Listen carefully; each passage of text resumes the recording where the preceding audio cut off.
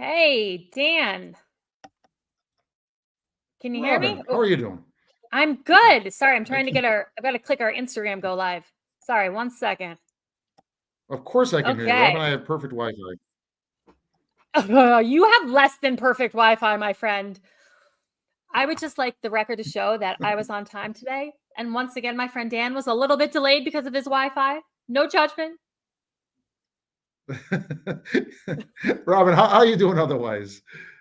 I'm doing well. Wait, no, listen, I want to go right to you because don't you have some breaking news here about... Yes, just not even an hour and a half old.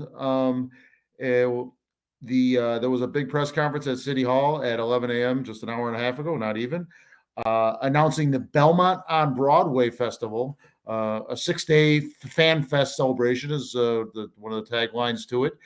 It's going to be June 4th through 9th, obviously coinciding with the not just the Belmont Stakes, but a few days before that, as well as the 4 days of racing for the Belmont, and pretty neat stuff. And I'm going to jump to the chase a little bit here. That they're going to have they're going to shut down Broadway on that Wednesday and bring in the band Blues Traveler and have a free, free all ages alcohol free concert on Broadway. With Blues Traveler. I don't know if there's an opener, but that's I actually know that band. This is exciting. It is neat. They certainly had some good hits. I think they kind of bring that maybe party appeal to, upbeat appeal to it, even though they do have blues in their name. They're more kind of good catchy tunes. And there's a lot of things going on that week, though. It's not just that, but that would be the highlight of it. Well, the highlight, of course, being the Belmont Stakes itself. But as far as the celebration, the downtown celebration, the Blues Traveler appearance, the free concert on Broadway will be that. And I know we got to give a lot of credit here because I know people have been planning this for months. I think originally they wanted something even bigger. And who knows, maybe that's what's in store for next year, Robin. But this is still pretty big. This is kind of fun. I'm an unabashed Saratoga lover. There's times when I'm annoyed at Saratoga, traffic and so forth, but I'm going to enjoy the whole thing about the Belmont. I hope, I intend to anyway. And let me read a couple of things that are happening that week. Tuesday, June 4th, Embrace the Belmont at the National Museum Hall of Fame. I interviewed Ms. Donna Brothers from NBC Sports, a former jockey, just last week or maybe 2 weeks ago on that. Therapeutic Horses of Saratoga, my good friends there, Dr. Aaron Christopher Sisk and Meg Koloski. They're working with the National Museum and Racing Hall of Fame to have that event there.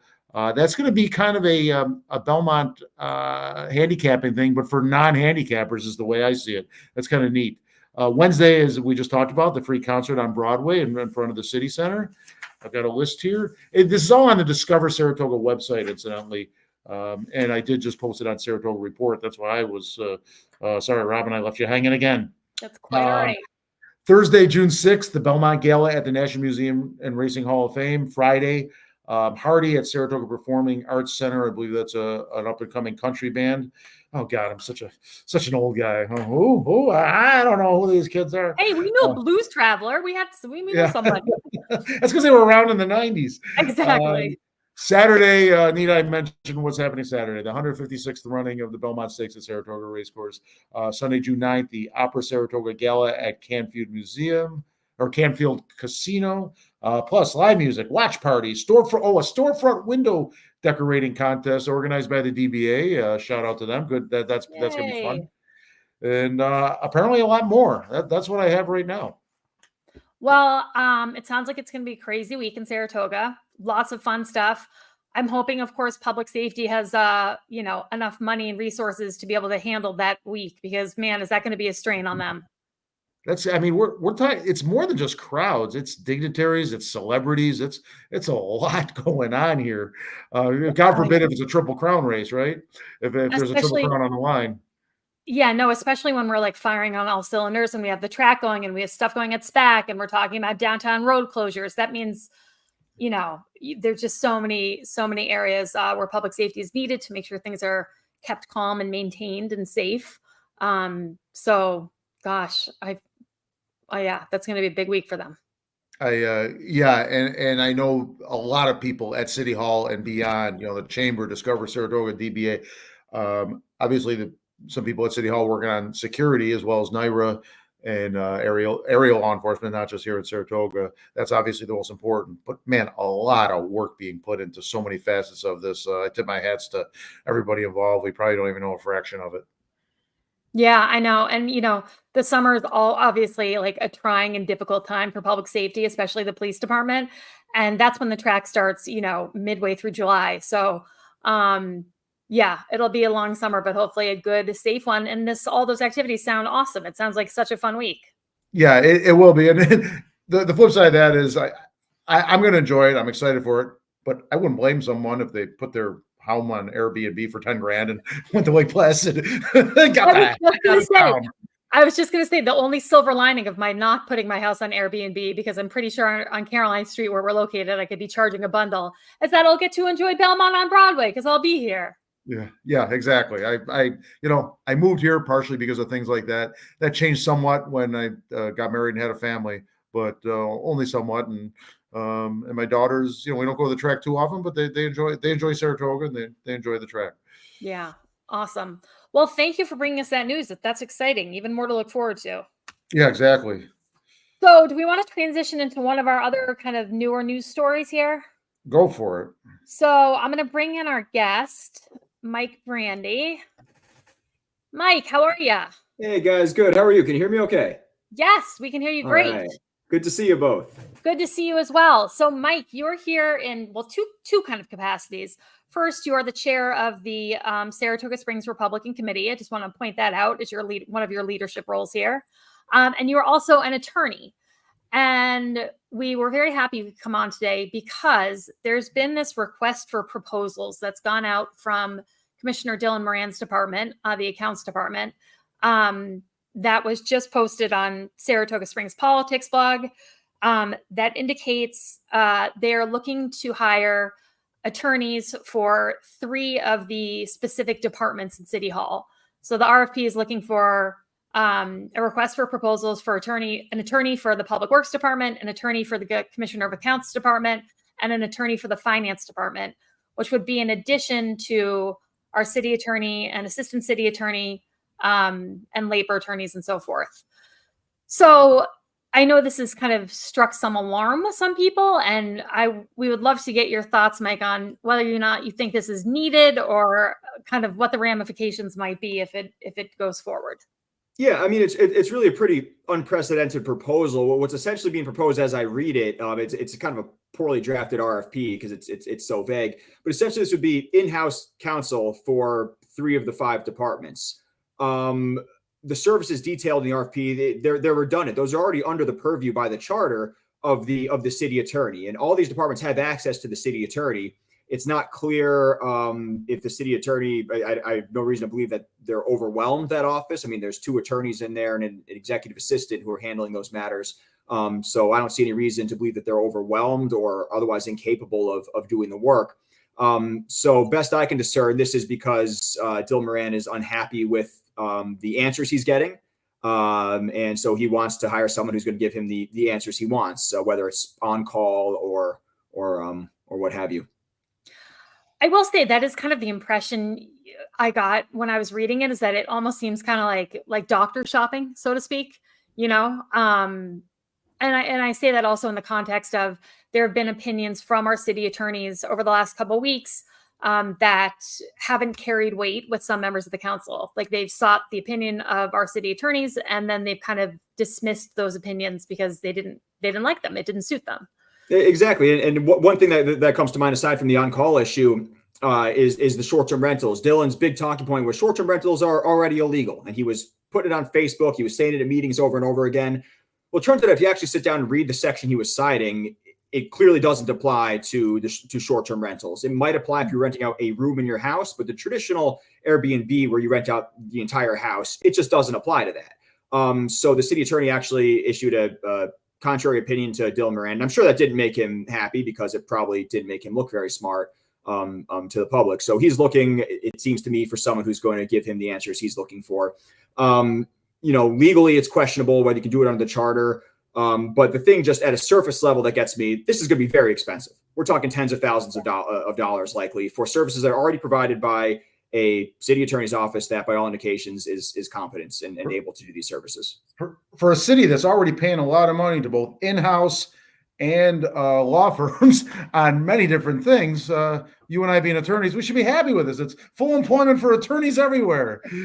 Well, we'll see. I'm going to put in a proposal here. We'll see if Dylan accepts it. As the one non-attorney, I beg to differ. So my only kind of observation on the city attorney's office when I was in City Hall was that Vince DeLeonardis was there, as was Tony Izzo, and they were, jammed. Their plates were seriously, seriously full. And so my only thought was that I think Dave Harper is part-time right now as our city attorney. And I would certainly support his going to a full-time position. I think you do need 2 full-time city attorneys with the amount of, issues and things that they do day to day just to help the whole city council. But as you did mention, and I think it's important to point out, the city attorney is a political appointment, but that's made by the mayor. And they do also report into the mayor's department. And I know there has been in the past, I think around 2015, when there were some issues with Joanne Yepsen, I believe some of the members of the council might have floated the idea of having their own attorney when those kind of ethics issues were going on with Joanne Yepsen. And I also recall there being kind of a conflict with how the charter read and wanting to have individual legal representation for departments. Yeah. So you've got issues with the charter itself. And then you probably understand this as well. From an attorney's perspective, if you're representing, so if you gameplay this out, someone's brought in to represent the accounts department. That is their client. They're going to be being paid by the city, and their retention is approved by the city council. Now, what if the council and the accounts department disagree? What if the mayor refuses to sign something that the accounts department wants signed? Well, then that's going to give rise to an Article 78. Who is suing who? Who's paying for it? I mean, the ethical, it's an ethical minefield for any attorney that's going to go after this and try to chase some easy money. It's going to be a bit of a mess. And knowing how Dylan operates and things like this, it seems likely that it's going to get into some sketchy grounds here. A quick interjection there, and I know you know the answer, but I gotta emphasize it. Who's paying for it? We are, the taxpayers. It's always the answer. We're paying for it. That's the number one concern here, right? That's all the legality, ethics, all this aside. This is bad government. How many? There's not 2 popes. Right? There's not 2 captains of a ship. There's a city attorney because you need a centralized repository for this advice, for the communication from the city. All of a sudden, we're going to have attorneys issuing opinions on behalf of the accounts department, which conflict with the opinions of the city attorney, which might conflict with the opinions of an attorney for the public works department. It's ripe for issues. I was just going to say, one of the pitfalls we know of having a commission form of government is that it's easy for the departments to get siloed. And only 2 people can talk at once. Otherwise, it triggers open meetings laws. And so it's already really difficult, in my opinion, to build consensus with your fellow commissioners and the mayor to get normal legislation passed. If you also have to build consensus amongst the attorneys as well, that just seems like it would just add so much more time and really time to getting a resolution up and getting it voted on. Absolutely. That's going to be expensive. We're going to be paying attorneys to talk to each other. I mean, this is just can we go 14 days in the city? I just want 2 weeks of no blaring dysfunction. That's all a reasonable thing to ask for. It'd be nice. It'd be nice. I take a bit of blame for that. I wish we could have found additional candidates last year, but it was a tough pool to pick from. We just lost 5 seats 2 years prior, so it was tough to recruit people. And I think this time around you'll see a different looking slate because we've shown people that we can win on row B, and certainly one Saratoga playing a role in that as well. I mean, I actually do think the city council is functioning fairly well, all things considered. I just think their Achilles heel is that they've decided to tackle issues that are really, really complicated.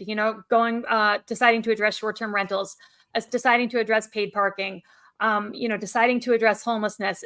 these are all like super challenging and complex issues. So I feel like all things considered, they're operating fairly well. But I will say, I spoke to some of my sources in City Hall, and the impression I was left with was that not all of the city council members were aware this RFP had been issued. So I'm really curious to hear the discussion at the next city council meeting about this, to see if that was the case, because I suspect that some of the other council members think that the city attorney's office could use some more help, generally speaking, but may not be in favor of this individual attorneys for individual departments. Yeah, that's if that's the issue, that the city attorney's office is overworked and is not being responsive, then there's ways to do that. You can bring in, and it's fairly common to bring in an outside firm to assist the city attorney with those general services. The city attorney is still the city attorney. Your individual commissioners cannot reach out to that firm, and your requests have to go through the city attorney. So they're there to serve the city attorney's office, who retains the powers under the charter. That is fairly common for municipalities to do. I lost my train of thought. Well, and so, I really think this context is going to be helpful in terms of understanding this proposal. But also, didn't you think it was kind of weird that the public safety department was left off the list of getting their own attorney? Yeah, I think that goes to show you that this at its heart is a political issue. They're looking to have a attorney for their caucus in a way. They're the 3 Democrat endorsed people. Again, I'm not sure who's aware of what, but that's clearly an issue here. And what's going to, prove an issue for them is, Manita's running for Senate right now. She's a commissioner of finance. This is going to be expensive, as we've discussed. So she's going to have to sit up there and talk about how we're going to pay for this and why she's voting for it. And to the extent, I found my train of thought that I lost before. To the extent that they're going to say this is an issue about being overworked, yes, there's a solution for that. If they're going to say that this is a political issue, that they're not getting served because there's political differences, Tony Izzo was appointed by Ron Kim and was used by the rest of this council for 2 years with no complaints. So why all of a sudden is there complaints? I think that if that's what this is, it's disingenuous. So I think this is going to pose some issues for Golub and Manita if they're indeed going to be in favor of this. Well, and I do think it's again important to point out Dave Harper, the one of the city attorneys, is a political appointment and is, I believe, a Republican, but I haven't observed any real partisanship in terms of his opinions or how he's interacted. I mean, we're on the outside, obviously, so we only know what we see. But I haven't really heard or witnessed any kind of partisan. I'll give you an example of Dave Harper's nonpartisanship. So I had not was not aware of Dave Harper at all until he applied for the job as city attorney. So he's not a party. He's not. I think he used to be involved in the party. Not an operative. He's not an operative. He's not a committeeman. He doesn't walk petitions for us. I don't think he donated to any of our candidates, as far as I'm aware of. So Dave Harper's not a political person. In fact, he's pushing back pretty hard on my open meetings lawsuit right now that we're fighting. It's a separate issue. So so I don't think Dave Harper is a political person. I think he's probably looking at this position as any attorney does. He's a practicing attorney. He's got a reputation. So he certainly, has that in mind when he's acting in the role of city attorney. He's well thought of. He's got a lot of experience with DA's office for years and so forth. A quick aside there, though. What I know you had you sued the city on FOIL and won and got some attorney's fees on it. You have a lawsuit against the city of Saratoga. Is that exactly? Yeah. So that was filed shortly after my FOIL lawsuit. We uncovered a series of an email vote, a vote that was taken by email. Regarding a waiver of a 30-day notice waiver provision for the liquor authority. For liquor licenses to be amended, you need to provide notice, and it's typical that they're just waived. It's a fairly innocent act, but you got to do it in public. You can't do it behind the scenes by email. Committee on Open Government is very clear. You cannot take email votes. So I filed suit on that shortly before Election Day last year. I proposed to the city council, new council. I said, all right, let's get rid of this thing. Let's try to settle it. So we proposed to the city council, if you guys will sit through a training provided by the Committee on Open Government, it takes about an hour and a half. I'll drop the case. I'll walk away. No fees, no nothing. Pretty fair proposal. In fact, I would hope that they would do that, of training from the Committee on Open Government without litigation forcing them to. As I understand it, a majority of the council was in favor of it. and a council person who you could probably guess refused to go along with it, said they would not go through it with the training. So because of that, the litigation is proceeding. And it's pretty frustrating to see that, but unfortunately, Harper and cooler heads in the council cannot control this person. I know what was offered in negotiation, but what were you asking in the lawsuit? What can the Committee on Open Government do? There's limited, a violation. Right? Yep, a violation of the open meetings law can be. There's a few different statutory remedies. One, you can get a pretty much a declaratory judgment from the court that a violation did take place, that this was illegal, you can't do it. Okay. The second thing is if the court determines that a vote was taken in violation of the open meetings law, attorney's fees are mandatory. So like last time at the FOIL suit, I was awarded my attorney's fees from the city. Dylan Moran actually voted against paying them despite the court order. And the third thing you can get for an open meetings law violation is the court can actually order training. They can say you're required to undergo this training. So I've asked for all three of those things. So I was willing to waive entitlement to fees. I didn't need any declaratory judgment, or I wasn't even asking for an admission. And actually, the city already admitted last December in two separate resolutions that this was a violation by resolution. Are you the attorney, the client, or both? I'm the client in this one. My attorney is Chris Obstarzik. Okay. Excellent. Thank you. So we'll be seeing, we submitted our that's going to be fully submitted to the court. There's a conference coming up. We should have resolution on that fairly shortly. Well, I will say it was like kind of shocking to me, like when I was going on the city council, that like there's no training at all, like about anything. You're just kind of thrown into it. And fortunately, I've been on enough boards that I'm familiar with Robert's Rules of Order, for example, which is how the meetings are run. But you would think that any city council person would want to have a refresher on open meetings laws, Robert's Rules of Order, just general procedural stuff, so they make sure they're staying on the right side of everything. Just seems like it's to protect the city. It's to protect our rights as citizens to have access to things we're supposed to have access to ensure that these things going forward are done the correct way. And in the course of the open meeting suit, I did a FOIL request that revealed in the 6 months prior to the lawsuit being filed, there were 7 instances of the prior council voting by email and even text message. So this was something that was going on rampant under the prior administration. And it has to stop. And I understand I foiled additionally, and it seems to have stopped, or at least I'm not receiving evidence of further email and text voting, but it was a rampant practice under the prior administration. Well, that kind of makes sense to me because the prior administration had literally zero experience. They were almost all brand new when they took office. And I noticed they were pretty unfamiliar with a lot of how things were supposed to be kind of just running and operating in general. Right. And a big issue there was gutting the city attorney's office early on. They lost any sort of guidance, any sort of municipal law experience.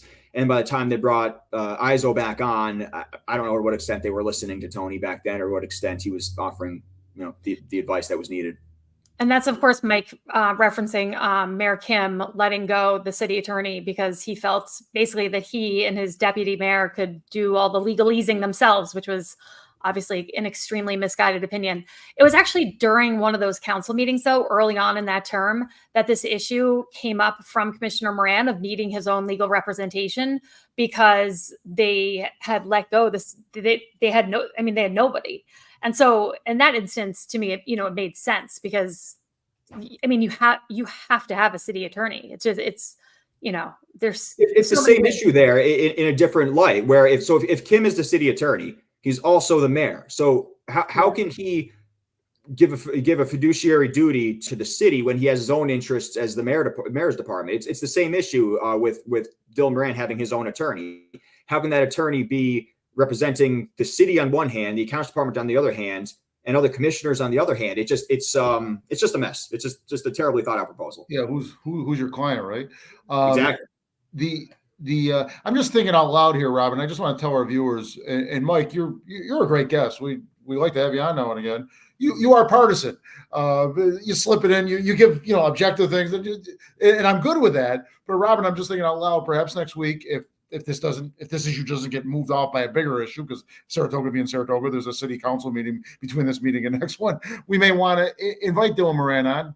He will decline. He will decline, I bet, because he. When it's a hot issue, he declines. I get that. But maybe we invite somebody else from the city council or somebody else to give a view, just so we always strive to be balanced on this podcast. And I understand that completely, Dan, but I will say, I'm not in this position because I'm a Republican. I'm in this position because I care about the city, and this is, what I know. I know politics. I know this part of the law, and so this is a position where I feel like I can be of service to the people. I'm not trying to be a judge. I'm not trying to do anything. This is just something I do because I do care about the city. We moved here for a reason. It is coming from understanding the title and the inherent bias there. Everything I try to do does come from a nonpartisan place. Yeah, I believe this. Some of it, and maybe you're doing it subconsciously. You're slipping in occasional, and I get that.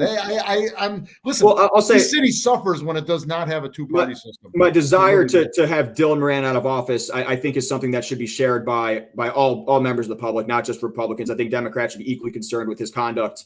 I think, frankly, a lot of what he's done is dangerous, and it might sound inflammatory, but I truly think it is. And I think people got to read the news, pay attention to what's going on.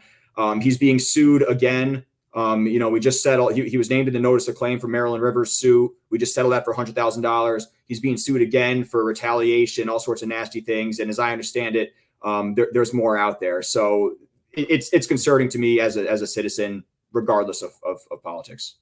I have no concerns about him. In fairness to him, that lawsuit is still ongoing, unproven allegations at this point. I will say, what saddens me about Commissioner Moran is that I do think he's gotten himself into some hot water through his actions and behavior. But it's a bummer to me because I do think he has so much passion for the city, and I think he really, truly loves Saratoga Springs. I just sometimes think he gets the better of himself. But, he seems to work extremely hard, and he does tackle really challenging issues that people, previously have ignored. And so it's kind of a shame that some of his kind of antics, for lack of a better word, get in the way of having a more positive output. And you're trying to think, I wonder what might have been, if he came up in a council that didn't have Kim and the acrimony and where this kind of behavior was accepted. If he was told early on, hey, that doesn't fly. That's not how you conduct yourself. Maybe it'd be different, but it's what we got. Well, I am definitely going to invite him on next week. And in the past, he has been really I'll be watching if you do. He has been open to coming on and addressing things that, are important for the public or that he wants to clarify. And so hopefully, he'll consider coming on. And Dan and I always try to make people feel warm and fuzzy. So, it wouldn't be like hardball over here. But well, I hope he does come on, because I think the public deserves to hear from him and hear some answers on regardless of the warm and fuzzies. I think it'd still be valuable. I agree. And we do have Commissioner Songvi, I believe, coming on in mid-May, which I think having her address the financial component of this would be very important, because I do think if you're hiring 3 additional attorneys, that's like hundreds of thousands of dollars pretty much. And the way they've talked about the budget, it just seems unnecessary. But I'll be interested to see at the next council meeting, see what this is really, the kind of genesis of this was. If it really is because Commissioner Moran feels everyone needs their own attorney, or if it came out of this kind of need for more support in the city attorney's office, because that's such an important distinction. If that's what it is, that it's got to go through the mayor's office. That department is under that's like if Tim Cole was trying to bring in more help for the assessor. It's just, different silos here. Yeah. I mean, you usually don't write a resolution that has to do with other departments. You write it for your own department, not, if you don't put an RFP out for other departments, it's kind of unheard of. Well, Mike, thank you so much for joining us. This was great. We really appreciate your observations and insight on all. Anytime, guys. It's always a pleasure. Is that a Rangers hat there? Sure is. Okay. Got the sweep. On to the Hurricanes. Let's go get them. Good for you. I wish them luck. Me too. Go New Yorker. Go Rangers. Love it. Thank you, Mike, so much. Right. We appreciate it. Yeah. Thanks, Mike. Bye. Well, that was so interesting. Yeah, I'm glad we had him on, and especially if next week we at least offer it to somebody else. He's always, I had a bad email exchange with him probably before I met him once or twice. We had a little bit of a tit for tat kind of thing, and just not horrible, not ugly, but just a little poking. And since I met him, I can't help but like him. Yeah, I hear that. I hear that. So moving on to one other little piece of news that people were kind of freaking out about that I feel like we just have to very briefly touch on. Tell me you were not surprised that they found Kane the cat, and they found Kane the cat alive. Not only was I surprised, I was skeptical that it was the right cat. I'm like, I are we know. sure? So Kane the cat, for those who don't know, but I feel like most people who have any social media presence at all probably know about this. Kane the cat was a cat that lived next door to Spring Street Deli and would wander into Spring Street Deli from time to time. Long story short, the owner of Spring Street Deli took the cat and dropped it off outside an animal shelter, but it was the dead of winter. The animal shelter was closed. So he essentially kind of like threw it out the window and left it kind of to die. It was super cold. I remember when this was happening. So there have been people out looking for this cat, like doing like grid searches for this cat. Like I've actually never seen quite an effort mobilized, like the effort that mobilized trying to find Kane the cat. But this happened a couple months ago. And so I think most people thought, it was highly unlikely that this cat would survive the winter. Well, apparently there was a couple who had Kane the cat coming up in their backyard, and they started leaving food out for the cat. And then I don't know who connected to, but they figured out it might be Kane and told his owners, who came over and apparently, recognized Kane the cat, and Kane started purring and recognized his owners. And so they were happily reunited. If that cat could talk those 2 or 3 months, can you imagine what a story that cat could tell? I mean, it was supposed to die in that cold out there, and who wouldn't think it would? If you saw the movie with Michael J. Fox, what was it, Homeward Bound, with the 2 dogs and a cat? Oh my God, I love that movie. Yes, yeah. And the Chinese cat. This might, someone may pick this up as a kid's movie or something. I totally know what you mean. Yeah. I totally know what you mean. I, of course, am not the biggest fan of cats. Love Kane. So happy Kane is alive. But to me, this is like very, very on brand for cats. Very dramatic, very, high attention move by this cat. No, I'm just teasing. And we've talked some viciousness towards the owner of Spring Street Deli that's come of this all. And maybe someone will get mad at me, but Spring Street Deli is a good local restaurant that employs people, that is a good neighborhood restaurant. I'm hoping we can move beyond this.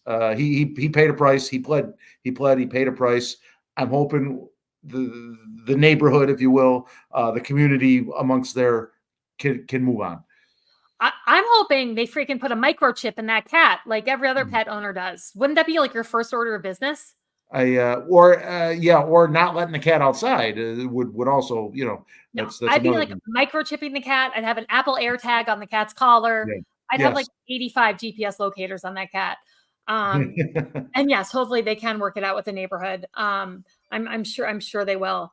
But it was really very surprising and happy news to wake up to. Although also my first reaction was like, from Meet the Parents, when they have Jinxie Cat who goes missing. Okay. Yeah. And then Ben Stiller buys like a replacement cat and is like, Jinxie Cat, and tried to swap out the cats. Anyway, couldn't help but think about that and kind of giggle. But anyway, two movie references, Homeward Bound and I know. Okay, but both classics, I might add. So yay, hooray for Kane. We're delighted to hear that Kane made it through the winter. That is one tough kitty. So do we have a comment or two here. One sec. Ginny says, I believe that Dylan Moran would not have been reelected had someone run against him. Thus, we are left with him, and quote his antics. That is correct. No one ran against him in the last election cycle. Whereas prior to that, when he was first elected, he was running against 2 people. Then we have Patty said, yes, drop the charges. I believe she's referring to the lawsuit with Mike and dropping the charges in exchange for doing some training, I think, probably. Or the owner of Spring Street Deli. I mean, that case is done. That case is. Yeah. Oh, yeah. I don't know. He said he pled dropping the charges just because the cat came back. That case is done. Right. Anyhow, what else? Did you have anything else, Dan, for today? Just let me go back to what I said, and Mike touched on it, the lawsuit, the whistleblower lawsuit against the city and Dylan Moran. That's kind of what I was referring to. In the month of April, we have these two things going on: the announcement of the lawsuit, or the revelation of the lawsuit, as well as this attorney thing, and just a bunch of little things in between. This council is, and I know there's some carryover people, but this council is a million times better than the council from a year ago, the last term. But the issues may not be with the council itself. It may be individuals. Commissioner Moran being one of them. I'm trying to be fair to him, but I'm not afraid to point out where I think he can be a problem. And but there's still problems here, is my point. And just in this city, and the dysfunction and the disregarding of the law and rules and the naked ambition and so forth, it continues on. Yeah, no, I agree. There definitely have been some moments where I've been watching the city council, and yeah, the disregard for procedure especially has been like kind of very, very concerning. And I think that you can get into City Hall and feel really great about yourself maybe, and feel really great about all the things you're doing, and maybe get some blinders on as to when you need some kind of reality checks, and also realize that it's not all about you and taking, credit for things. It's about doing things that are productive and functional and collaborative. Let me throw out two words in a term that makes some people groan and some people maybe get excited. And is it time for charter change? Oh, Jesus God. So here's what I have to say about charter change. So there have been so many efforts made to change the charter, but they've all largely been made by the same group of people who put together an initial proposal for an alternative form of government. And then every time their ballot resolution lost and charter change wasn't passed, they would adjust the proposal for what our new form of government should be, and kind of try to pitch it again and see if they could win, again, by adjusting a few things here or there. And I think that group in particular, if there was an effort for charter change, it couldn't be from that group anymore, because I think they have, used up any political capital they have. I think they're way too in it, and it became way too personal for them. And it created a lot of acrimony, and there was never clear or logical explanations on why they came up with the alternative form of government they were coming up with. And it was just rife with drama and nastiness, and as a result failed every time. So I'm personally more a supporter of what we have written into our charter already, which is every 10 years you put together a charter review committee who reviews how the charter is working for the city government and ways in which they could streamline things. And so that process is a process I'm on board with, and it's already, worked into our charter, versus having an outside group put together an alternative form of government again and make that huge effort to completely change the form of government. I guess my question is, how much, and again, I keep using the word dysfunction, how many problems and lawsuits and things. I mean, this is so dysfunctional, continuously so now for a while. And part of it is the form of government, I believe. And I didn't mean to drag us into a deep thing, but it's just, I don't know, maybe it's time, because I think that 10-year cycle is still a few years out, right? So we just did it 4 or 5 years ago. Was that right? I think Mayor Kelly did it in her at the beginning of her first term, which would have been maybe 2017, I think. Yeah. Well, sneak up on us. The 10 years. So kind of coming up. But I'm looking at this article right now in the Daily Gazette that came out about former employee sues Saratoga Springs account commissioner. Yes. And this is kind of the kind of whistleblower lawsuit you had mentioned before. And none of this has anything to do with the form of government. You know what I mean?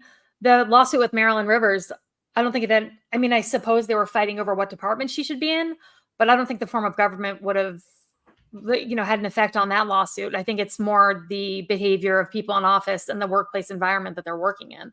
Well, we've got 5 fiefdoms, though. We have 5 executive level council members that most cities don't have that. They're legislators. and Yeah. they're not really in charge of departments. The mayor or the city manager is.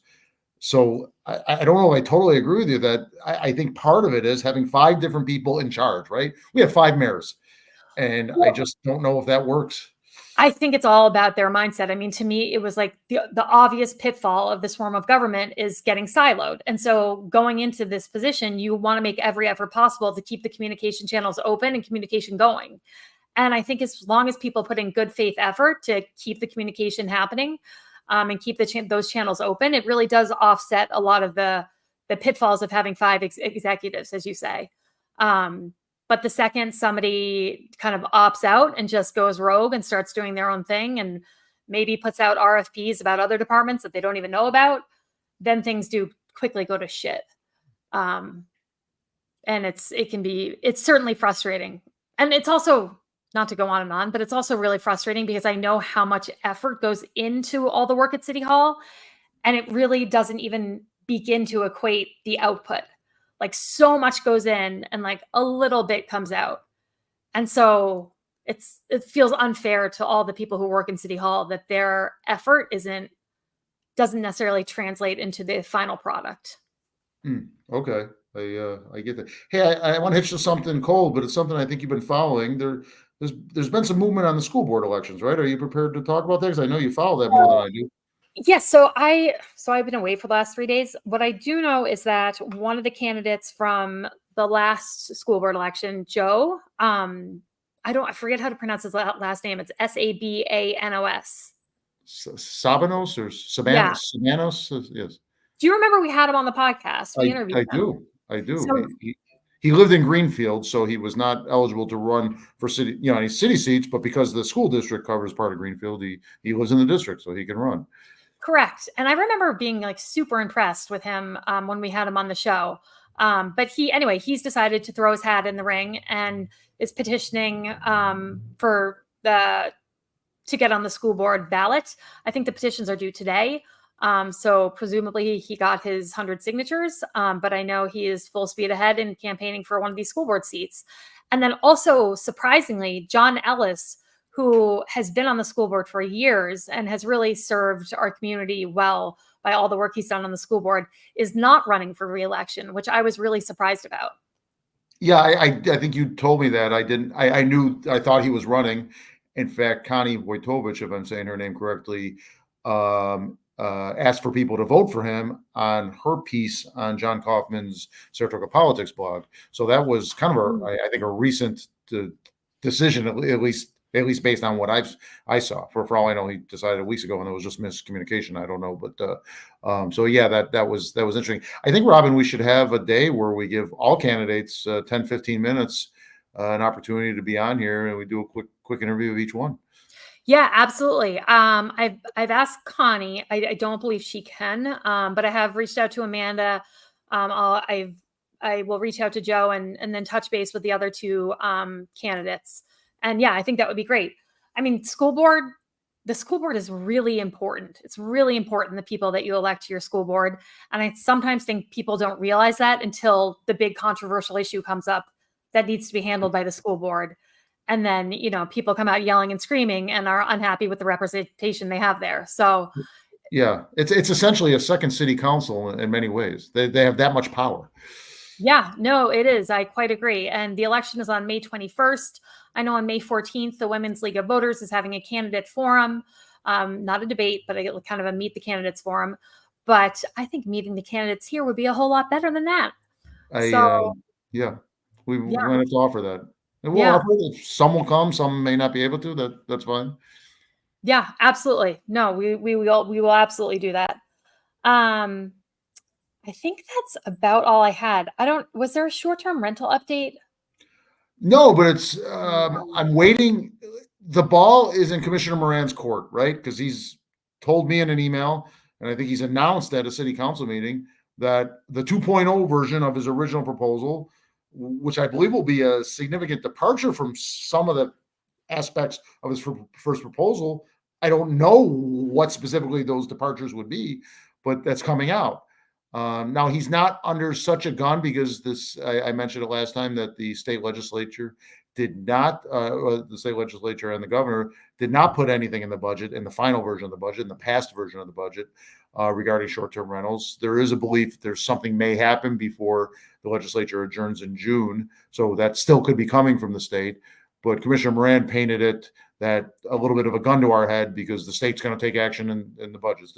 And that didn't happen in the budget. Again, it could happen in the next, month, 5 weeks or something, as long as the legislature is going to be there. They're going to hightail it quickly out of town to get back to campaign. But so I don't expect an elongated June session there. So just waiting for Commissioner Moran to propose something. And it is such a complicated piece of legislation, and so I'm sure it's taking some time. And hopefully, I'm sure he's been taking in the feedback from the public hearings. But hopefully, whatever is proposed, there's also an ample amount of time to kind of digest it and let the public respond again, because I think it's worth going through a second round of that, depending on what he's proposing. And obviously, it's not going to apply to this summer, so I think time is a good thing here. Yeah, and the gentleman we had on, the short-term rental expert, Goodman, I believe, Jeffrey Goodman. Yep. Yeah. He said one or two things that really hit home with me. He said, if you're trying to make everybody happy with your short-term rental policy, that's a fool's errand. You will not do that. And then he's kind of continued on that vein and said, my term here is someone has to be daddy and tell whoever it is, this is the way it is. And here's the reasoning behind it. Don't you mean somebody has to be mommy and do that? Kidding. Yeah, mommy. Yeah, I don't want to be sexist here, mommy or daddy. But they have to. I believe they'll do the right thing for the right reasons. And again, they have to set goals. What are the goals? And he listed, each different municipalities have different goals for their short-term rental program. I want to hear clearly what the goals are in this one. Yeah.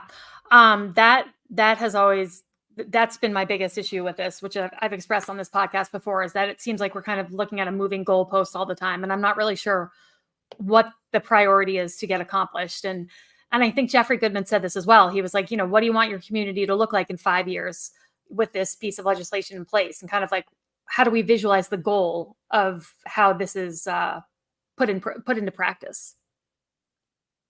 Yeah. Exactly. My goal, of course, is just to have a clean enough house.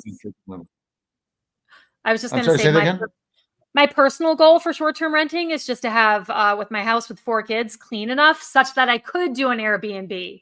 Because right now, the idea of cleaning it and getting it all prepped for anyone to come in June makes me want to, it would have to be my full-time job. It would have to be my full-time job. The potential money is eye-popping, and you're right. I would have a similar challenge, probably some repairs on top of that.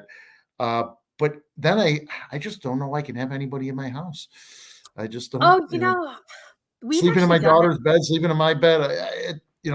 I don't know if I'm up for that. Even though I can pocket $10,000 in 5 days. Yeah.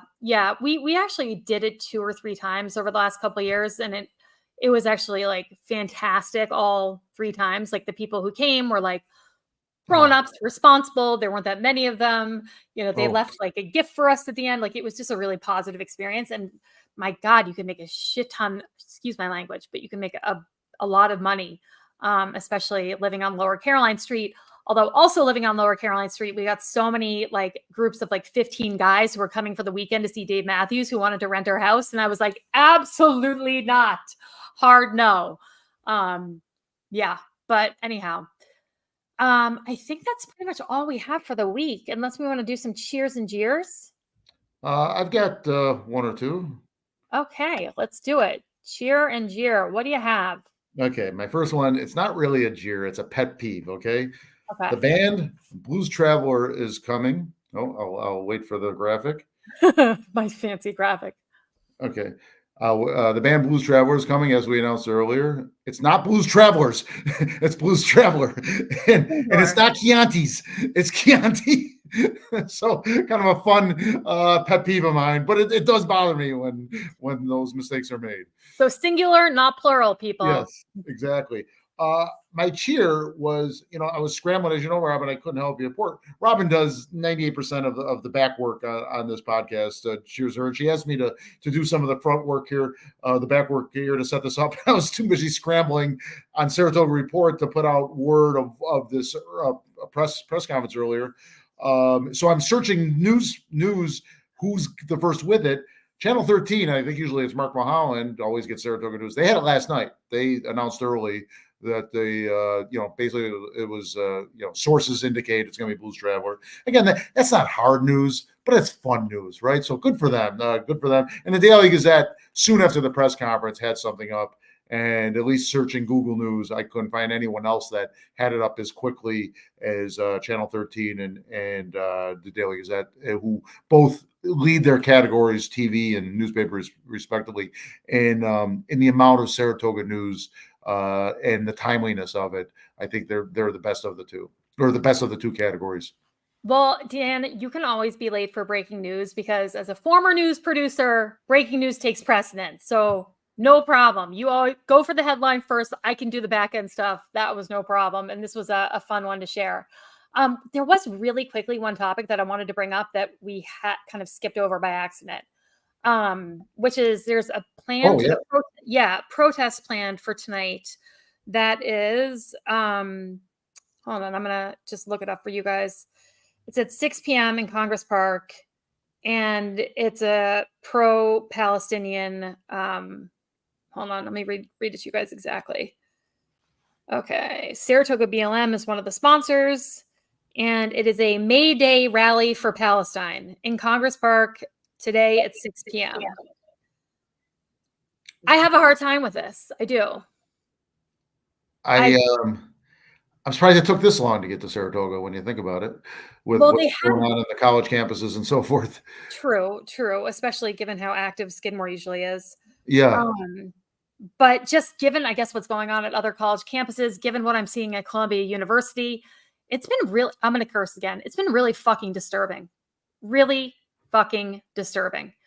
And so I guess it just gives me pause on any kind of rally or protest that's going to be pro-Palestinian, because these things just seem to be laced with such an undercurrent of anti-Semitism and kind of violence. And I'm not going, suffice to say. I suspect this will be one of many, right? Here in Saratoga, I don't think there's gonna be one and done. I hope not. As long as this issue keeps on going, as long as Columbia University and many other institutes, colleges and so forth are having these problems, I think we're going to continue to have the protesting from both sides, right? From both sides of the issue. I did see something. I did see a statistic that young people, under the age of 30, I don't know what that exact line is there, but a large number of young people are siding, I'll say against Israel, from what I've seen. You just triggered like the world's largest eye roll for me. When you're in college, you're in a totally different mindset. You're down for a cause, whatever the cause is. I protested at Cornell. I look back, I still think what I was protesting for was like at the righteous cause, but college campuses are not a reflection of the real world in any way, shape, or form. And I understand obviously the importance for, younger students and college kids to protest in general, and the impact that's had on, our society and our culture and our politics in America for, decades and decades. But I don't take it that seriously. Is that bad to say? I guess I wasn't so much referring from what I heard, and I'm just quoting a statistic that Scott Galloway, a podcast I follow, mentioned once 3 or 4 weeks ago. And so I don't know what the line is, but it sounded like it was a little beyond college. It was just an age based, which obviously includes college when you're going below a certain age. So it just sort of, I don't know what to think about all this. I pay attention. I've been trying to pay attention to it all. And, perhaps some people are saying, well, my God, Dan, you got to think this. And I'm still taking it all in. Okay. So for me, it's just, I understand the issue of the humanitarian crisis in Palestine. I totally get that. And I think some of the things that have happened, with not being like the World Food Kitchen, not being able to get food in for, some time, have been atrocious. And I haven't always agreed with everything Israel has done in this conflict. But my real problem is I especially don't understand how a younger generation who's so sensitive to people being marginalized or victimized, or having hate thrown at them, how they could allow for so much anti-Semitism to be, again, the undercurrent of so many of these rallies, and how they could not acknowledge that Jews have been, brutalized, victimized, victims of hate, for forever, for centuries and centuries. That, how do you not acknowledge that? It's bizarre. It's crazy to me. It's like I feel like I'm taking crazy pills. Exactly. So many things that come to mind. I mean, I don't believe it's propaganda. I think children are starving there. And obviously what you said about the Jews, what they've gone through in history, and this unprovoked attack from left field, so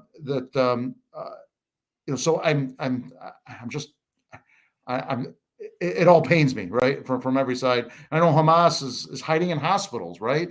So it's insane. We're so fortunate here in this country. I don't know if Americans appreciate how fortunate we are. I totally fucking agree, because if I was just to get in the mindset of being a student at Columbia University, this prestigious Ivy League college, paying what you're paying to go there, taking out loans or however you're financing your education to be there, somehow getting into the mindset of smashing windows to get into, one of the halls, to raise the Palestinian flag, to, occupy buildings, to do the shit they're doing. It's just beyond me. It's just beyond me. So many people would kill to be in the position they're in and get the education that Columbia offers. And that seems like it's the last thing, on their mind, that they just want to raise fucking havoc instead. And it's like, what the fuck are you doing? You're there to learn. Go back to fucking studying. Sorry, I'm cursing a ton, but it just really, really bothers me. It is an obvious comparison, but it really does. There seems to be so many parallels with the Vietnam War and the protests and so forth. 50 plus years ago, 55 years ago. When I was a kid, I remember even a little bit of seeing things, just a little bit. I'm 58, so I was, in the early 70s, I was starting to pay attention and caught a few things. But Vietnam, my God, people are being drafted. I mean, we just had there was assassinations happening. It was a wild and horrific in so many ways time in our country.